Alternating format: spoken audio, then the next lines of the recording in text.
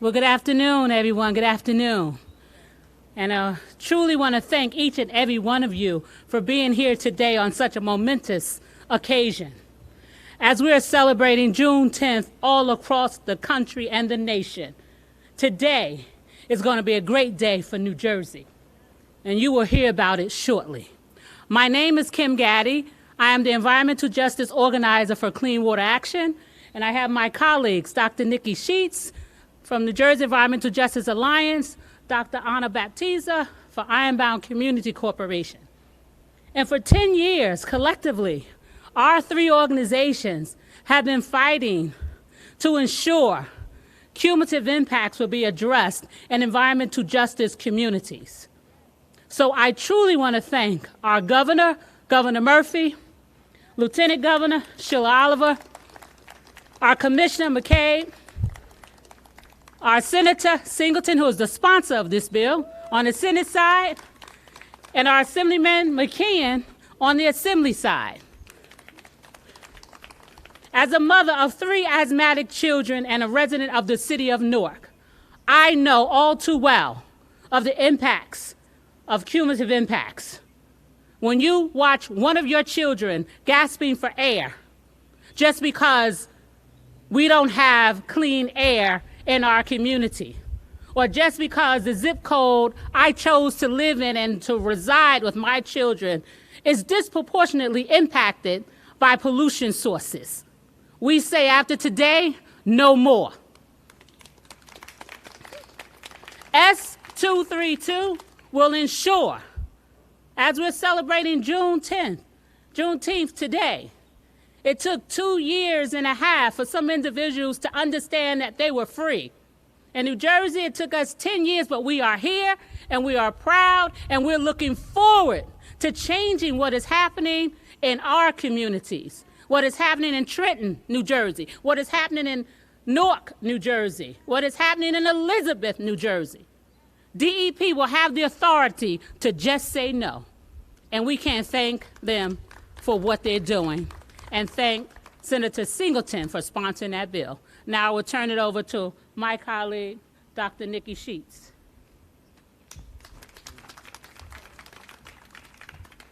Hi, everybody. Thank you for coming. I'll start off by thanking folks again, because they deserve it. Let me first thank my colleagues from Ironbound Community Corporation, from Clean Water Action, Dr. Anna Baptista here, you just heard from Kim. But I also want to thank our folks from New Jersey Department of Environmental Protection that worked with us. I'm going to call them out by name. Commissioner McCabe, Sean LaTourette, Rashay Outlaw, who's I don't think Rashay is here. Devon, hey, Rashay McCurry, don't recognize people in their mask. Devon McCurry, Debbie Mans. Want to, of course, thank the governor, Senator Booker, and of course, well, I already got Commissioner McCabe already, but special thanks to Senator Singleton. And I just want you to know, Senator Singleton, that I really feel the urge to come up and shake your hand at the very least, but we know we can't do that under these circumstances. But thank you for being a champion.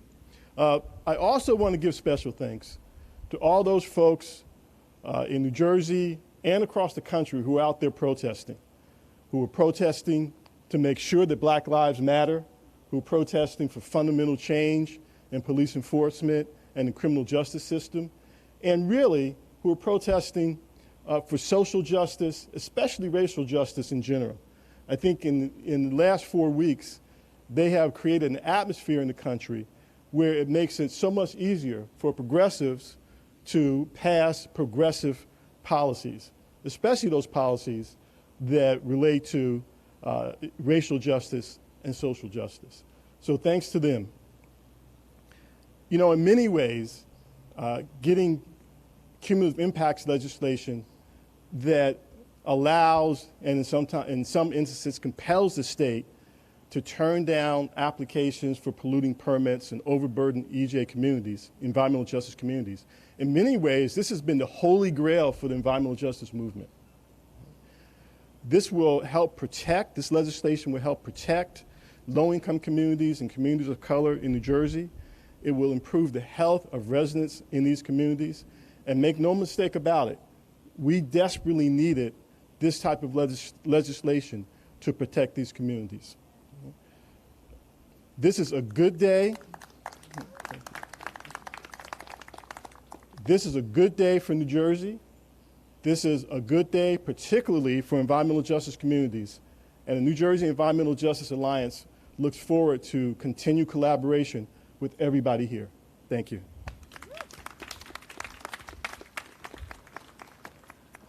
Good afternoon, everyone. I know it's really hot, so I'm going to make it short and sweet. I first want to thank all of the folks that are in the audience and the legislators, the governor, Ms. Sheila Oliver, McKeon, and especially Senator Singleton. I have to be honest with you, we dreamed about this day. Growing up in the Ironbound community, working for the Ironbound Community Corporation, generations of people dreamed about the day that they would no longer be asked to bear the burden of all the pollution, all the bad smells, all the garbage, all the brownfield sites. And, you know, for the first time in decades, there's an opportunity for us to say no. No more garbage, no more pollution. And that pollution is really part of a lot of other burdens our communities face. Police brutality, lack of health care, you know, housing and energy insecurity. We already are dealing with a lot of other issues, and pollution is part of that. And so we want to say no more to those industries that are going to continue to pollute in our communities. And we want to build a new future. In places like Newark, Trenton, Camden, we want to accept industries that are green, that are clean, that are going to provide healthy jobs and a good living and make our communities healthier and safer to live in. And this bill is a really tangible way that we can say that Black and brown communities and poor communities are of value and they matter. You want to make it matter? Pass this bill. And we demand that all of our legislature, all of our representatives, and I'm so thankful for the representatives that are here today that are going to be champions for this bill, but we need all of our legislators to be committed to environmental justice and to Black Lives Matter and to pass this bill because our communities are not going to wait any longer for justice. Thank you.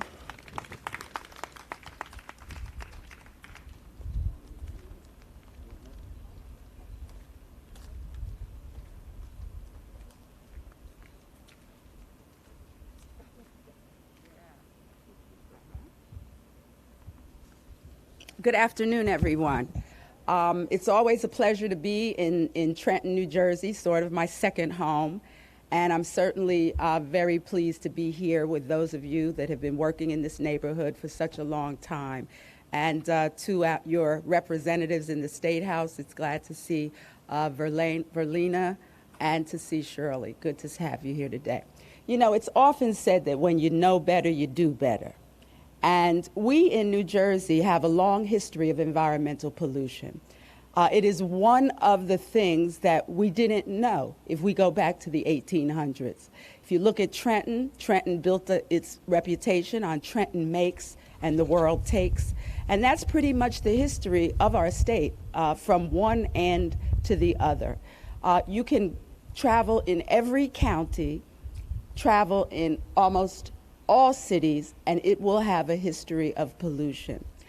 As we were listening to our representative from Ironbound talk, it reminded me of when I was a member of the Essex County Board of Chosen Freeholders. And some of the most vociferous debates and civic engagement is when the county was going to build an incinerator in what is, in fact, the most densely populated area of the Newark community.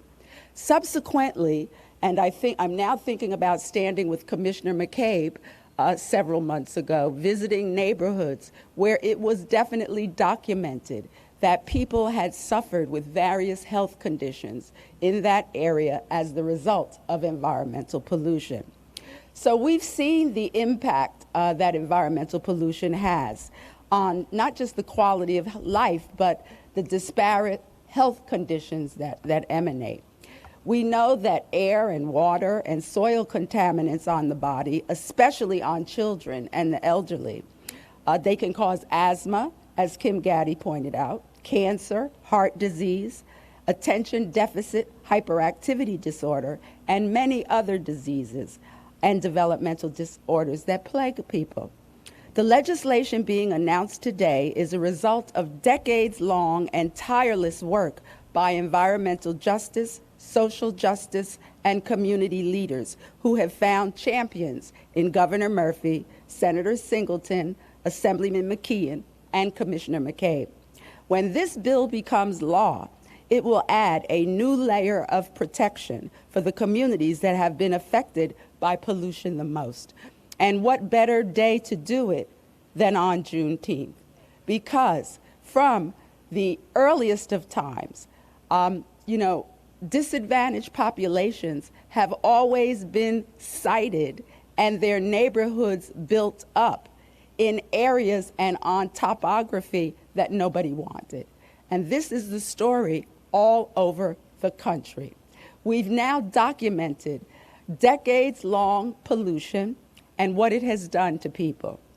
The environmental justice movement has its roots in the civil rights movement of the 60s. And it is through the lessons of these movements, led from the ground up, not the top down, that we can work better to clean up the inequities in our society. By examining the environmental and public health stressors within our most vulnerable communities, those with minority households and the lowest income levels, we can stop the inclination to place the most highly polluting industries in our vulnerable neighborhoods just because they are inexpensive to dump on. By being more judicious in the application of our environmental permitting laws, we can create more broadly shared prosperity in New Jersey, because every New Jerseyan deserves a healthier, cleaner, and more financially stable place to live.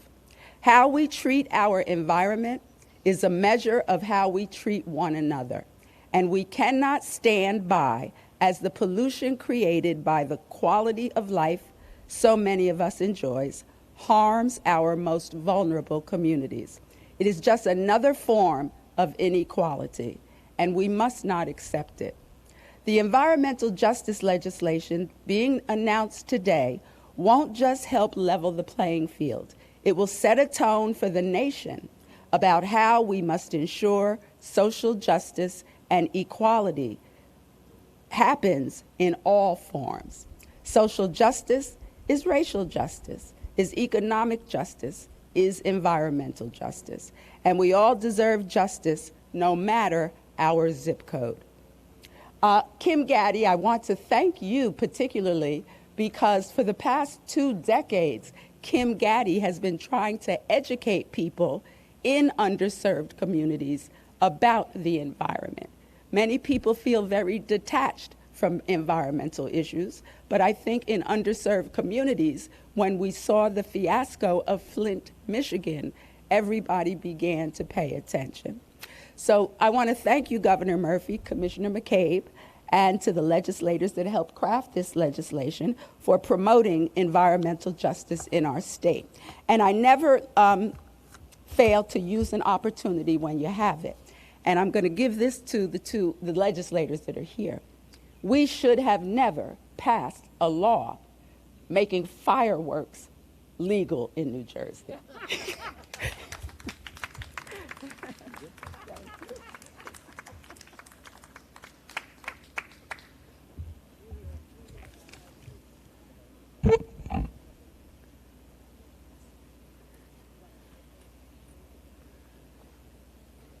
Good afternoon.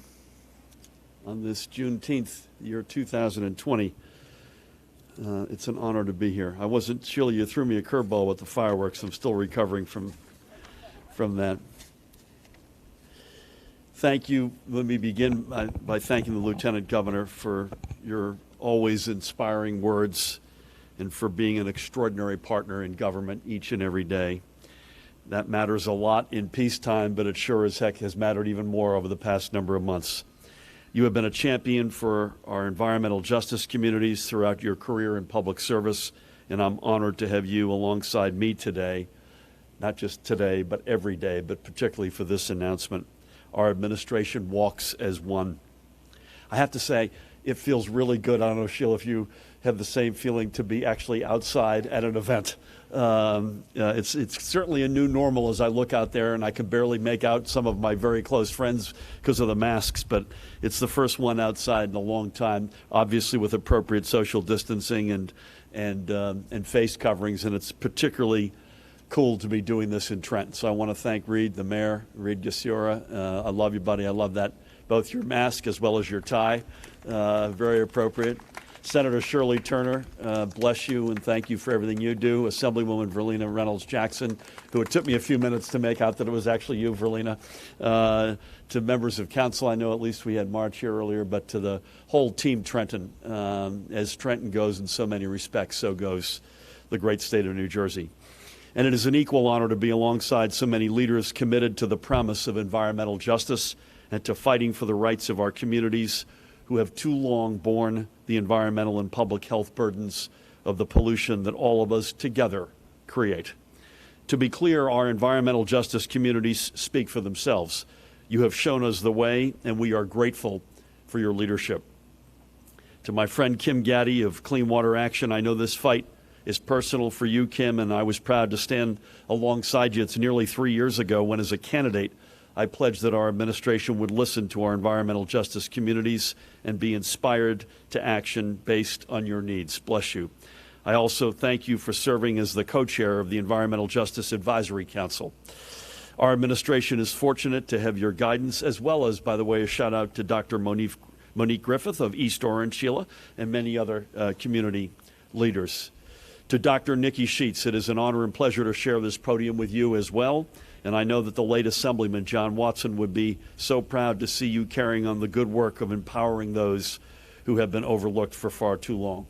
And to Professor Dr. Ana Baptista and the Ironbound Community Corporation, your mission of empowering communities in the fight for equal justice reminds us that it is not just environmental justice, but also disparities in political power and access that drives the need for action like we are here to take today. And to those who will speak after me, to Senator Troy Singleton, Assemblyman John McKeon, I am proud to stand with you guys as well and to pledge my support to see your joint effort on behalf of our environmental justice communities land on my desk so I can have the honor of signing it into law. And Troy, to you in particular, I know how much of yourself you have poured into this bill and into this issue over the past years. We wouldn't be standing here if not for your labor. Thank you.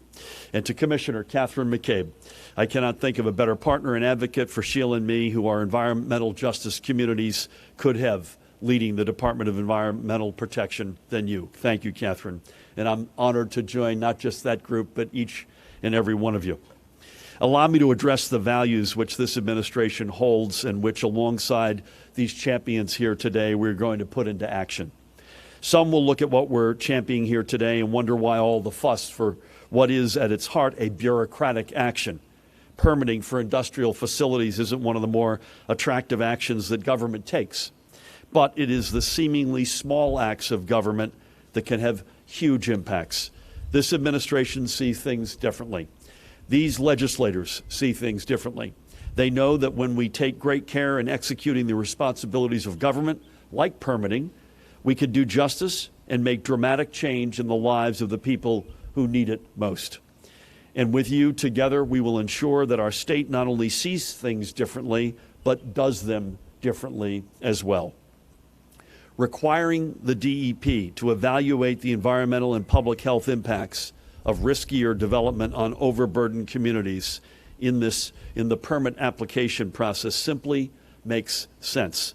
So too does giving the DEP the ability to deny a permit when those projected impacts would disproportionately cause further harm to an already overburdened community.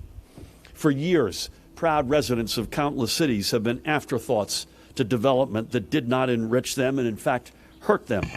The facts are clear on this. Residents in our environmental justice communities suffer from adverse health conditions at rates many times that of residents elsewhere. No community in our state deserves to be a dumping ground for projects which we know will only compound decades of prior health and economic disparities. No community in our state should bear the brunt of pollution that is created by industries that serve us all. Shifting negative outcomes to one community so another only enjoys the good is not equity. No community deserves dirty air and water, or a lack of access to health care or fresh food, or the absence of good transportation alternatives. But that's what years of inaction have allowed to happen in our environmental justice communities right here in New Jersey. And I don't have to remind anyone that our environmental justice communities are also predominantly communities of color. So when I see the way each and every day, in fact, each and every minute these days of every day, the way that COVID-19 has ravaged our communities of color, especially when we know that the health impacts from years of dirty air and water put people at greater risk for COVID-19, it's not hard to put two and two together. COVID-19 did not create the disparities in our state. It has simply laid them bare. Moreover, it is only the latest example of many across decades, and it is far past time that we act. Ensuring that the voices of our environmental justice communities are heard when development permits are being sought is in itself a matter of justice. We can no longer allow a system to continue which has essentially told residents who have lived with the cumulative impacts of past decades of developmental decisions, we can't hear you over the money, because that's exactly what we've been saying for too long. Well, very soon, I hope your voices will be the loudest. Thank you to all of you for being here to take this first big step together, and we will remain together until the last step. And that's a bill on my desk and pens set aside for all of us as I sign it. It is now my honor and pleasure to introduce one of the leaders in this fight, the sponsor of this critical legislation in the state Senate. Please help me welcome a great leader, Senator Troy Singleton.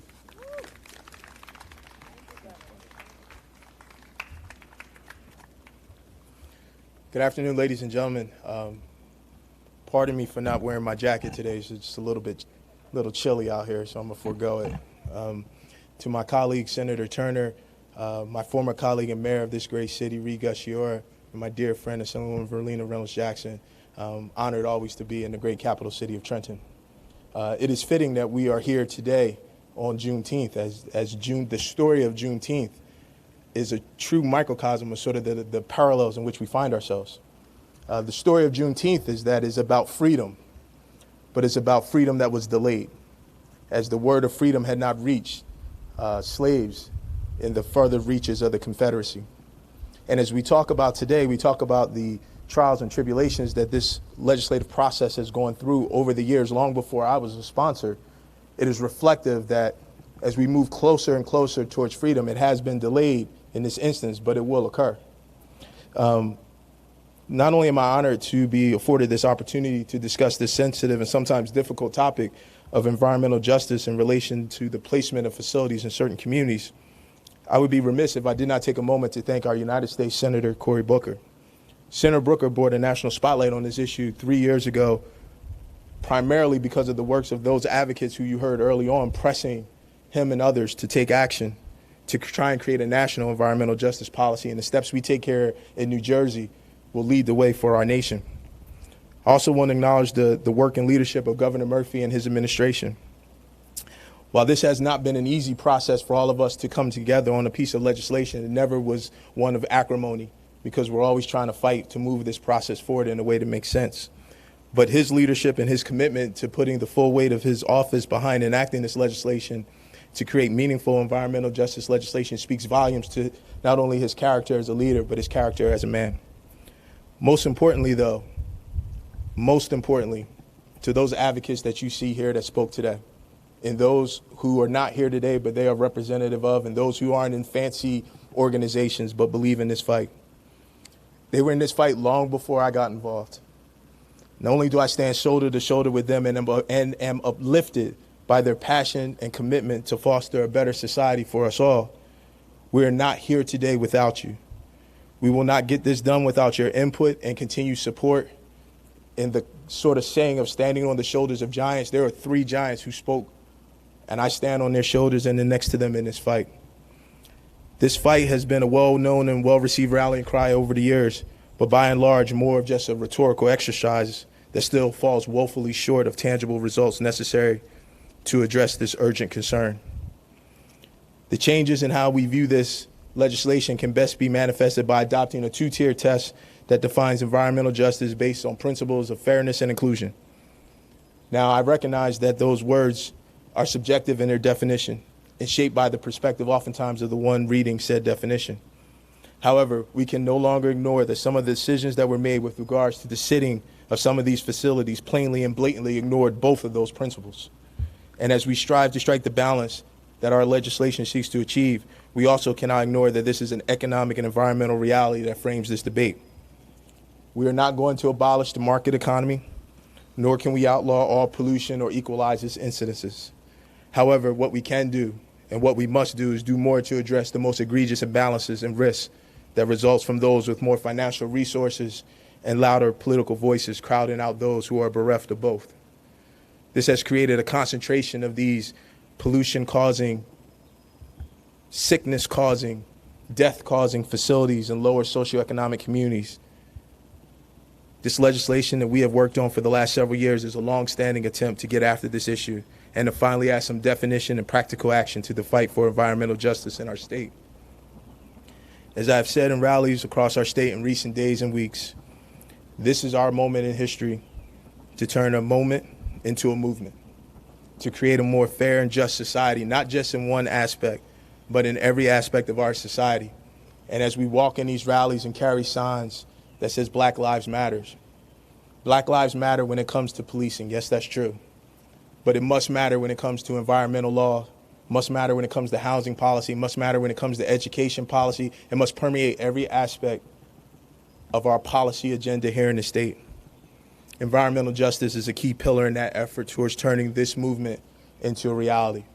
I'm honored to be a sponsor, but I'm more honored to share this podium with other folks who are committed to turning this moment into concrete action. It is my honor and privilege to introduce my friend and my colleague in the General Assembly, someone who I learned so much from when I served with him, who's been a fighter and a leader in environmental issues for a long, long time. And this is no secret as to why he is a sponsor of this legislation. From the great county of Essex, Assemblyman John McCann.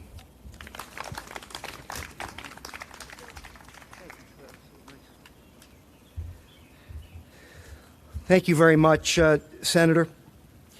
I first off, almost made it till Monday without a public appearance. So I do apologize for this hair, but since the governor gave me a hard time about saying Bon Jovi and he was being kind, I will note that after he appeared on the Today Show, I texted him and wanted to know what was going on as to whether or not he was getting some secret haircuts and maybe violating the rules. Well, I learned that beyond the great talents that our First Lady has, they also include tonsorial talents. Unfortunately, my wife is a talented person, but haircuts not so much. So Governor, Tammy did a great job. You look terrific. And I'm just going to stop for a minute and go off script. Governor, on behalf of the 9 million people that live in this state, thank you for keeping us safe.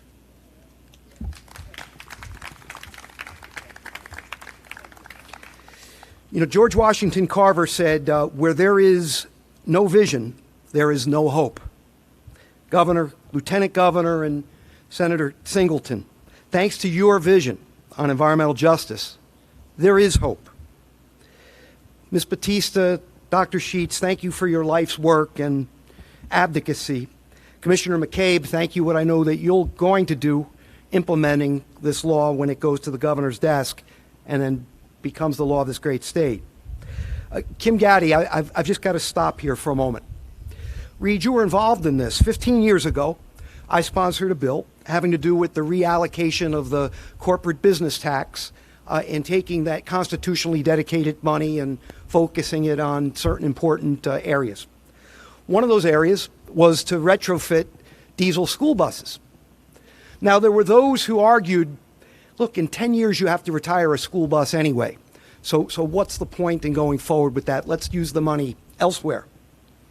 But it was Kim who educated me, who advised that the children in the cities, the people that lived in the cities, were disproportionately impacted by the particulates that came from the diesel buses. And with that, Kim, I tell you, beyond the fact that it did become the law and we made that change because of you, you have had a profound impact on my career. Whenever I think of environmental legislation, it always becomes through the prism that you taught me was so important. And thank you for that. You know, what is environmental justice, right? It's an amorphous and all-encompassing concept. Majora Carter, you know, who's an urban strategist as far as revitalization. She's also an NPR host. There's a quote that I think she defines it well. Environmental justice means no community should be saddled with more environmental burden and less environmental benefit than any other. It's about the best definition that I've seen. Think of Newark, Camden, Kearney, Elizabeth, those great cities with international airports and seaports. But yet there are power plants, garbage incinerators, manufacturing and chemical plants, emissions from trucks as well as those airplanes and marine traffics. That is a lethal combination for the residents of those communities who are comprised primarily of people of color and those of live there who are below average economic means. I speak of that beloved Ironbound. I can think and talk about those meticulously kept homes, some of the finest ethnic restaurants you'll find in the state, if not in the country. Yet in just 4 square miles, there are 3 power plants, 1 garbage incinerator, and 3 Superfund sites. About 10 miles up the road, Summit, New Jersey is about 6 square miles. I guarantee you there's nothing as much as a septic system in that town, and I don't mean to pick on Summit. Short Hills is less miles away, up 280, 4 square miles. New Providence, 4 square miles. There are no other communities visited with that type of burden, and that's inequitable. Now, the legislation that Troy is championing, you know, are 2 important pieces. One, of course, you know, before citing such facilities in already overburdened communities, there will be a transparent process, a process that includes the community, a process that focuses on health and public health. As Robert Bullock said, one of the fathers of the environmental justice movement, we must have a seat at the table. Troy's legislation assures that the community will. My colleague Dan Benson and Assemblywoman Reynolds Jackson are a part of legislation on top of that that's going to create an office of energy equality that'll be a part of BPU, and there'll be a variety of scientific studies so we can focus on this and make positive change, and that job creation will too be a part of it. Now, it's no coincidence, I believe, that we're here on June 19th. Environmental justice is just a part of the solution of a much larger battle. A battle over disparity, disparity in justice, disparity in health, disparity in education, and disparity in housing. Maya Angelou once said, "Do the best you can until you know better, and then when you know better, do better." Colleagues in the legislature, members of this great state of New Jersey, let us today resolve to do better. Thank you.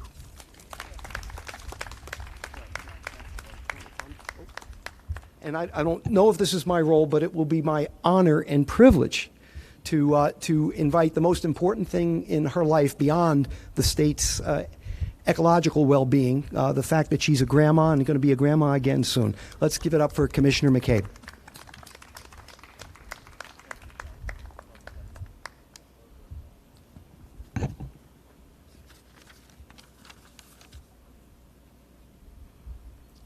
Can't wait to be a double grandma. Imagine what the kids are going to do with this if I wear it around them.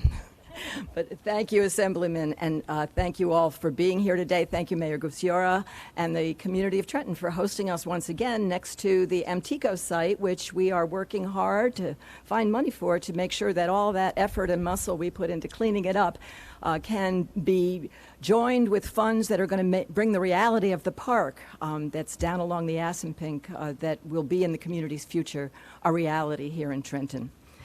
This is truly, truly a moment to celebrate, and it has been a long time coming. We've had environmental protection laws in this country and in this state for 50 years now.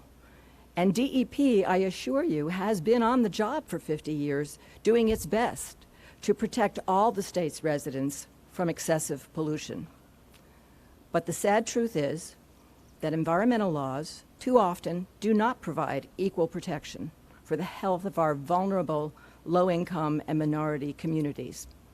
For example, air pollution. We all know it's one of the biggest threats to health, and it's one of the biggest impacts on the health of low-income and minority communities in urban areas.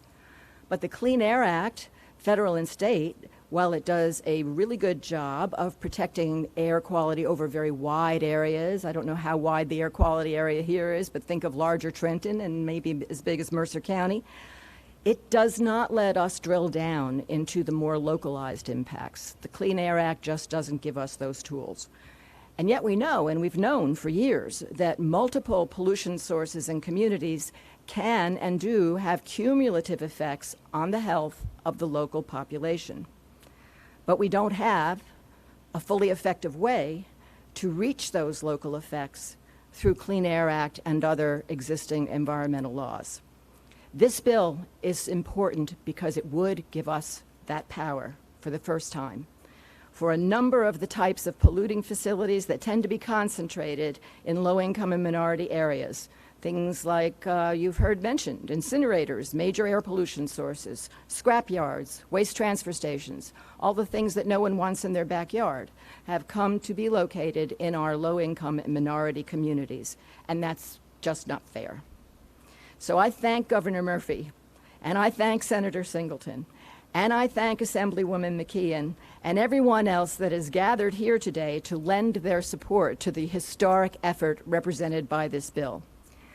But most of all, I want to say thank you to Kim Gaddy, to Dr. Nicki Sheets, to Dr. Ana Batista and the Ironbound Community Corporation, and to so many other environmental justice advocates who have been so brave, not only in the state but nationally, and so persistent. Indeed, they have been relentless over the years in carrying this message and bringing their voice for their communities.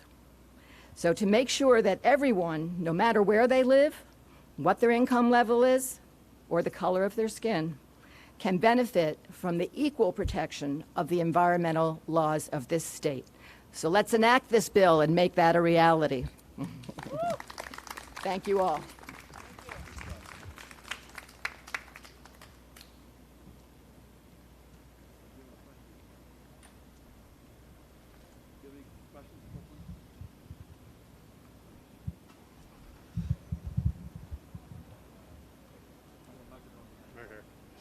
Oh, sure. There's a microphone.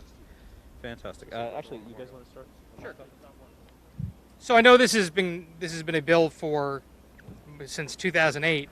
Why specifically now, besides the Juneteenth celebration? Is there a reason for that? And two, you recently approved a widening of turnpike of highways and turnpikes. How does that curb with the message of environmental justice?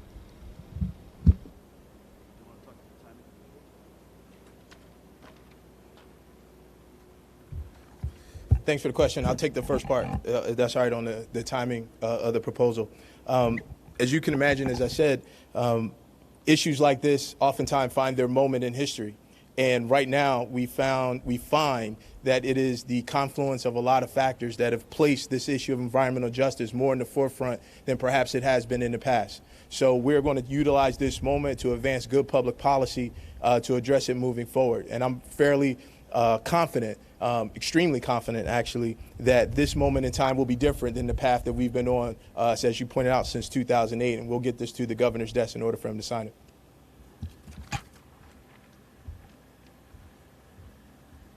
I would just echo Troy's leadership here and the fact that this is a joint effort. So this is a seamless, incredibly well-coordinated baking of a bill. Is probably as good an example as I've seen, and I want to give John as well a shout out on the Assembly side and reiterate the hosannas for the advocates who have been extraordinary.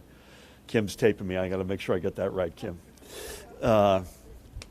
These are not either or. We continue to be a corridor state. I think of the widening that we need in the southern part of the Turnpike, which will be a game changer. We can't ignore the fact that we are the densest state in the nation, that we are a corridor state.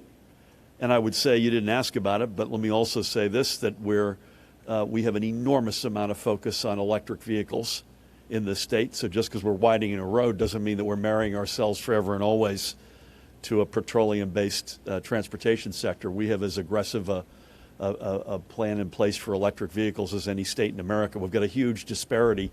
We've said it before, we're the seventh highest, I believe, Jane or Lisa will correct me, seventh highest state in terms of the number of electric vehicles, 49th in charging locations, which is why we passed aggressive, Sheila and I were all over a bill to expand that dramatically. So, anybody else?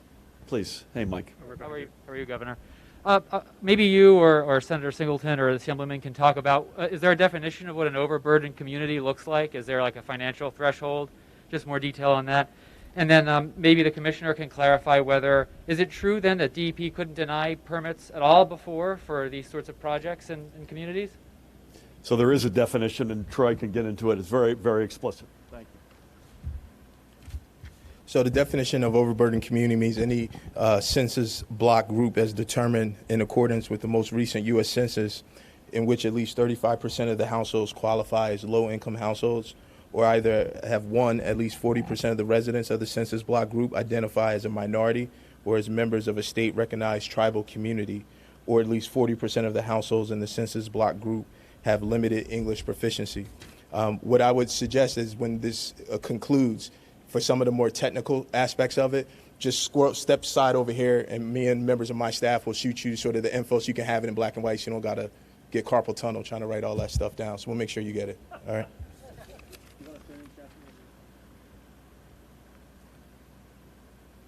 As Catherine comes up, just to this point, the definition that Troy just mentioned, it turns out, if I've got this right, there are over 300 municipalities that have these communities, and it's almost exactly about half the population of our entire state. So it's just literally about 4.5 million people live in those communities. Please, Catherine. You asked if it was true that the environmental laws don't allow us to deny permits now. Yes, it is true. I wouldn't lie. For the Clean Air Act, there's many environmental laws, but the Clean Air Act is the best example of that. Again, what we can do is, under the law, whether it's a federal law or a state law, we can say that this pollutant cannot be emitted at levels that would cause the ambient air in this air quality area, which by statute is defined as a very broad area. And as long as it does, the emissions do satisfy that standard, we don't have a basis to say no. What this bill would allow us to do is to say, but that's not the end of the story. We want to drill down. We want to see what this means for this particular community here, this particular vulnerable community that, is low income or minority, as Senator Singleton was describing, and then we're going to take a look. We're going to do an environmental justice impact statement, not just an environmental impact statement. We're going to have the applicant and DEP take a close look at whether allowing this additional facility would make the health impact on the local residents disproportionate to the burden that is borne by other communities, and that's fairness, and that's justice. I'm worried we may lose some of us here. Maybe one more from Nikita, and then do you have any, or are you good? Oh, I have several, Governor, unfortunately. Okay, good. That's great.